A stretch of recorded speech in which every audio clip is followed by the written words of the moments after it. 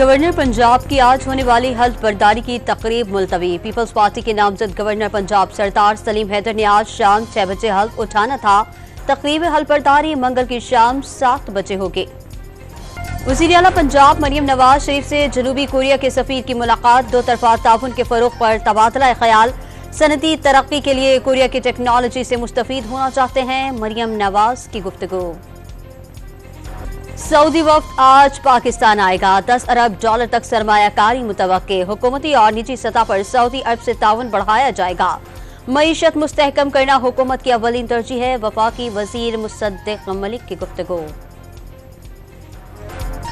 गंदम स्कैंडल की तहकीकात में पेशरफ्त। इंक्वायरी कमेटी ने secretary food security Mohammad Mahmood का बयान कलम बंद कर लिया। कल तक हतमी रिपोर्ट वजीर आजम को पेश कर दी जाएगी। जिम्मेदारों के खिलाफ कार्रवाई से पहले वजीर आजम लीगी कायद को एतमाद मिलेंगे। कमेटी के सरबराह ने साबिक निगरान वजीर आजम अनवारुल हक काकड़ को तलब करने की तरदीद कर दी।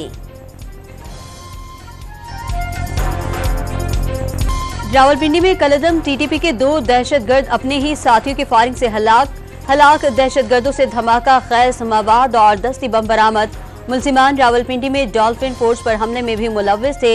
एक पुलिस एहलकार शहीद हुआ था। लेबर पार्टी के पाकिस्तानी निजात सादिक खान की तारीखी कामयाबी। सादिक खान ने 10,88,000 वोट हासिल किए।